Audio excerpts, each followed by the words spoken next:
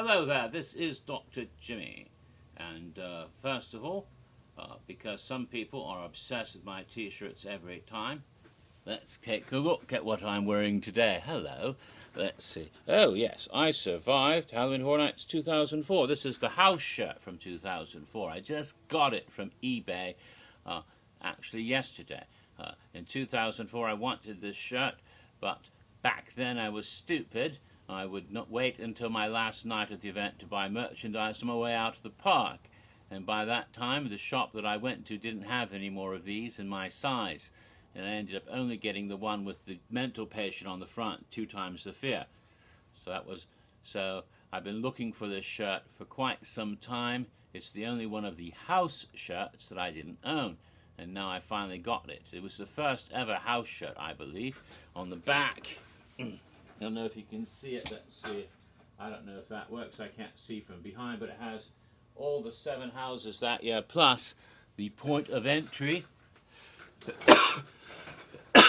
with a sort of checklist to check them off. Nifty shirt. I'm really glad to get that. That's what I'm wearing today. Has nothing to do with what I'm saying today. This is my video in reaction to yesterday's big news. Halloween Horror Nights 26 has its first official house announcement yesterday, April 14th. Amazing. This is the earliest they've ever officially announced a house. In fact, in previous years, sometimes we had no idea what the houses were till June or something, and that's those of us who got leaked stuff. The leaks didn't come out until much later, not much less official releases. In the earliest days, you wouldn't get any official release until August, and then they started doing it a little bit earlier, more recent years. But April, my God, that's earlier than the whole big leak last year. That's amazing. Maybe they want to nip that in the bud. So it's quite amazing that they did that.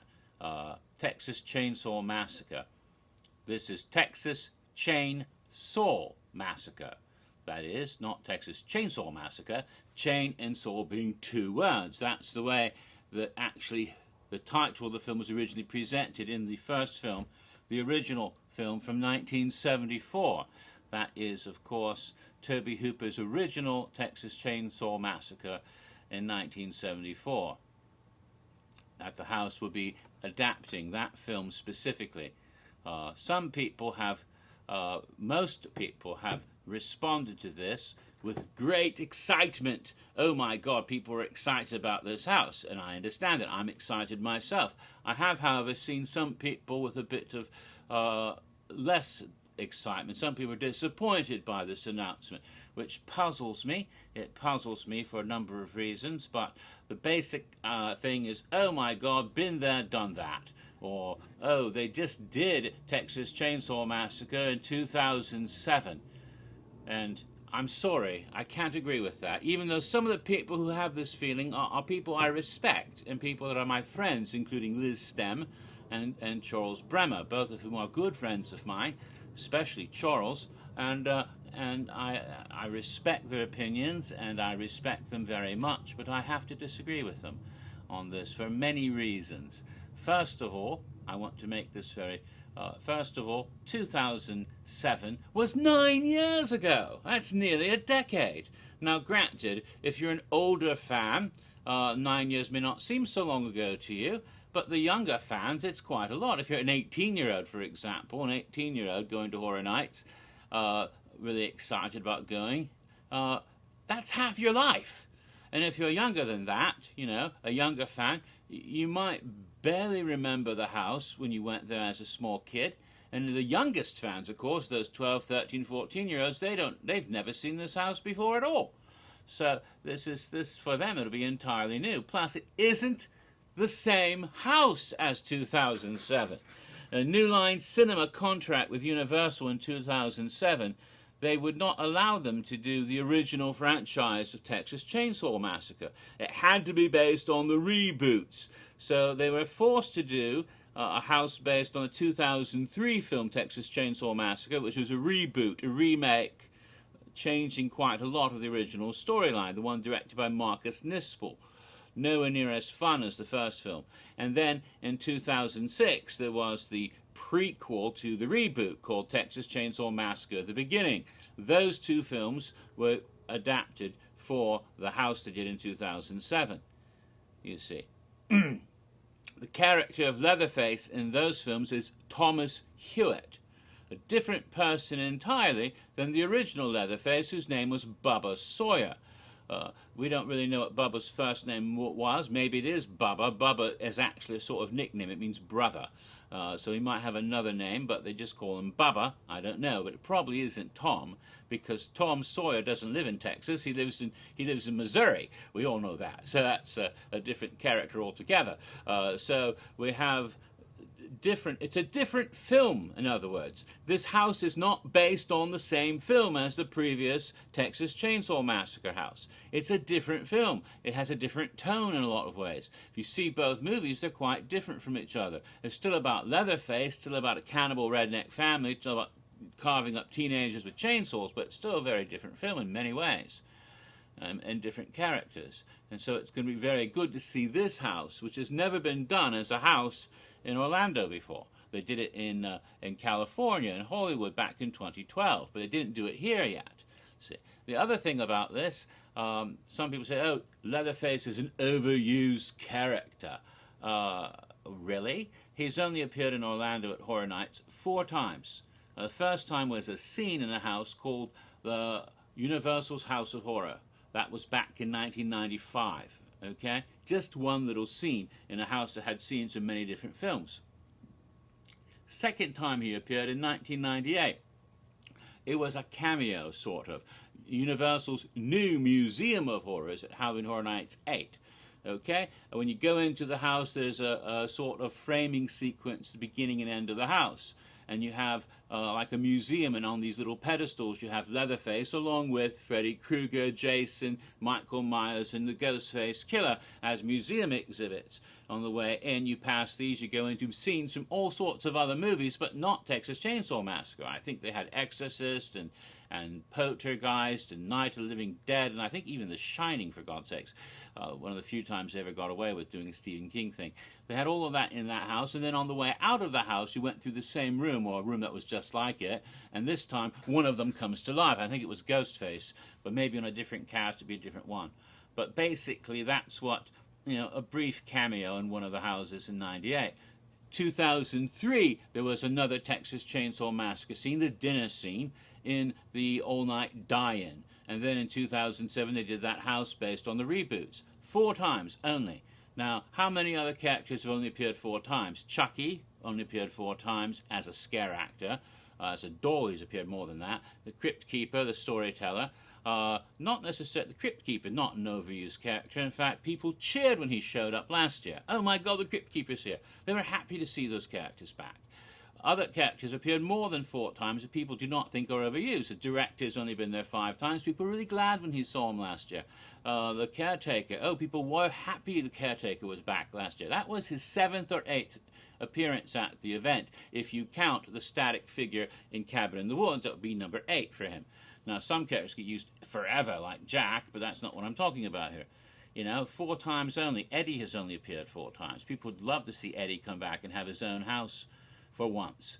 It would be, and a lot of people, some of the same people that would not want to see Texas Chainsaw Massacre this year would love to see Eddie come back. So it's inconsistent and silly to me to say that. Furthermore, all the characters from 2007 have come back except Leatherface. Freddy Krueger's been back, Jason's been back, Mary Shaw has been back. Yes, even Mary Shaw, she was in the Scare Zone in 2010. The vampires have come back, the whole damn Scare Zone full of vampires in 2012, for example. And the scene in the house last year, it was the bed scene from that house, was in Jack Presents. So that's come back. The Thing has come back. All of those houses, everything has come back from 2007. Even the show last year was a version in some ways similar to the show that they had that year. All of that's come back. The only thing that hasn't come back is Leatherface. So he should have his turn too. Why not? And another thing, and this I think is a very fitting and proper that they do a Texas Chainsaw House. The original Leatherface in 1974 was played by a man named Gunnar Hansen. If you've ever met him, he was a kind, gentle, wonderful person, not anything at all like the character that you see in the movie. I had a chance to meet him back in the 2000, the same time Jack the Clown called me by name, and it's like, oh my God, how does the clown know me? At that Fangoria Weekend of Horrors in either late August or early September of the year 2000, at a little hotel near Universal that no longer exists. It's all construction, they've torn it all down. But when they did it, they had some other people there. There was Tom Savini was there, and Gunnar Hansen was there. So you got to actually meet the man, the original Leatherface. So he was a wonderful person, charming, kind, decent human being. He never played Leatherface again. In the sequels, other actors played Leatherface. And so, but he's always the original one. And sadly, last year, in November 7th of 2015, we lost him. He passed away. And this is the first Horror Nights they're doing in Orlando since Gunnar Hansen's death. Therefore, what could be a better memorial, a fitting tribute to the memory of this man than to commemorate him by presenting a house featuring the film that starred him, the original Texas Chain Saw Massacre from 1974. If there's some sort of dedication to him, I hope that would be quite appropriate. And so for that reason, I'm very happy to see this house coming this year. I'm excited about it. They've never done this film as a house before. So this is not exactly a repeat rerun. It's not like American Werewolf being repeated and a bit disappointing last year. In fact, it was more than a bit disappointing, but that's not what this video is about. So that's what I had to say. And I'm very excited that they revealed this so early. There's another thing. Earlier this year, there was a list of 8 rumored houses passed around quite a bit. I did not believe this was any sort of leaked inside information. I thought it was all fan-created, or probably built from speculation, wishful thinking, and I still think it was probably that. And so these have been considered rumors, and people have posted them all over the internet. Sarah and Disney mentioned all these rumors back in January. Chad Burton posted the whole list as a list of rumored houses on HHN Rumors, of course, back at the same time. And some people might have noticed that some of the not cryptic performances I made might fit in with some of those houses, indeed. And although I don't want to admit this, I would say that if you want to believe that, you might consider them some sort of musical speculation on rumors that were flying around. That's about all they ever were. They're not meant to be clues. They were not based on inside information. They're not cryptic clues at all, as far as I'm concerned. And I do not really expect that all 8 houses will happen. However, one of them was this particular house. And because of that, it might give some credibility to the other 7 houses on that list. Those were Ash vs. Evil Dead, The Walking Dead, and American Horror Story, 3 television programs, 3 films, I believe, Texas Chain Saw Massacre, the 74 version, of course, The Purge Election Year, and the other one is Krampus. That's 6, and the other 2 were a house based on the films of Alfred Hitchcock and a house based on the works of H.P. Lovecraft, the Cthulhu mythos. Now, some of these seem like they could likely happen. I would not be surprised at all if The Walking Dead came back. I would not be surprised at all if the Purge election year was there. That all makes very good sense. Some of the others I'm not that sure about at all. There are all sorts of problems with doing American Horror Story, and I don't know if those problems are resolved. Some of the other houses seem a bit far-fetched to me. Cthulhu House, I know they've wanted to do that. Are they really ready to take that on? The Hitchcock House, that seems shaky to me too, although both of those houses have been brought up by me as April Fool's pranks many times in the past, so I don't know. But again, I find the whole thing, not necessarily that credible, but God knows, maybe that is what it's supposed to be. Irony. If I ended up putting out clues without realizing it, I apologize, because I had no idea that Texas Chainsaw would actually happen. although it does seem a likely, you know, thinking about it, it does seem likely it fits all the trends. So, and of course, that's only 8, and there's been rumors that there'll be at least 9 houses, so that means there must be something else besides the ones on that list. And there have been all sorts of crazy rumors flying about, all sorts of rumors. I've counted 17 total, including those 8. You know, I can't remember them all, but there's been The Conjuring and Tremors and The Exorcist, or maybe an exorcism house. That's not The Exorcist, but the same thing, original house. There's been Chupacabra, as maybe that's Cobweb, or a Ghost Town 2 for that. There's, even recently I've seen crazy things. Killer Clowns from Outer Space has been brought up, and somebody thought that my April Fool's gag meant that Phantasm would actually happen. And I've even heard someone say Jeepers Creepers might be a house recently. Again, all of these rumors flying around, and we'll probably hear more rumors before any more houses are revealed. Someone will say, oh, this is going to do this, or that's going to happen, or this is going to happen, or what, I don't know. So all of that is all quite silly. One thing also I want to note is that there was a lot of speculation when the house was announced yesterday morning. It might go in a new location. There's been rumors about Men in Black extended queue area being used for a house. Now there's all kinds of logistical problems with that. It's right behind the Bill and Ted Fear Factor stage. If you could literally hear the show while you're in the house. So if they were going to put a house, there would have to be a loud house. And maybe Texas Chainsaw, with all the chainsaws going off all the time, might be loud enough to drown out the dudes next door. I don't know. It would also have a lot of issues with queuing up, I think, especially when the shows are getting out. I'm not quite sure how they'd pull that off, if that is indeed going to be a house location. But it's not the location for this house. Michael Aiello did reveal before the end of the day yesterday that the house would be in one of the sprung tents. Didn't say which one, but he said he wanted to have, you know, close-knit hallways and corridors with chainsaws in a more confined space. That means likely not real chainsaws, because the exhaust cannot be inside indoors for health and security reasons, for safety reasons. That's why they always had more chainsaws in disaster queue area, which technically was not inside of a building. It was, you know, there were tarps and things over it. Made it look, you felt like you were indoors, but you were actually, you know, that's the way they set that up. So it seems that, you know, that's another reason people thought Men in Black, because it would be a similar structure. So if it's in a sprung tent, that it more likely will not be real chainsaws, but I think they'll be able to create the illusion nevertheless. Also, they could have stuff outside. My guess, sprung tent 2, where they had Insidious last year and Halloween the year before that, because they could build the house right outside as a facade, like they did with the Myers house and the Insidious house recently. And they could just go in through the house as the facade and go into it, into the tent that way, and maybe even have some stuff on the outside when you exit.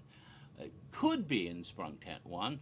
They did put up a nice facade for a doorhouse, you know, a couple of years ago, and before that, La Llorona had a spectacular facade there, so they could do something there. But my guess is still Sprung Tent 2 makes more sense for this particular house. So we'll have to wait and see, because Mike didn't say which tent, but he did say it's going to be in one of the tents. So we have the first of at least 8 houses, possibly 9, and we know where it is. So that's, and as early as April 14th. And so that's rather amazing and startling that publicity and marketing allowed this to be released so early. We'll find out what happens, because I'm sure there'll be new announcements coming up in the future. How soon? We don't know. It could be before the end of this month, or maybe in May. We'll have another house, maybe 2. We don't know. We'll have to wait. It's all exciting now. It's like I have been called to task for hyping stuff in the off-season. But when I stopped doing that, Universal started hyping it now during the same time period of the year. So there you go, irony. It's like there's no longer an off-season now, is there? Because Universal themselves are starting the hype. So there you go. All right, next time I will be doing my next video on Horror Nights history. Most likely, yes, the 4th video for Halloween Horror Nights 21. That'll be next time. So cheers.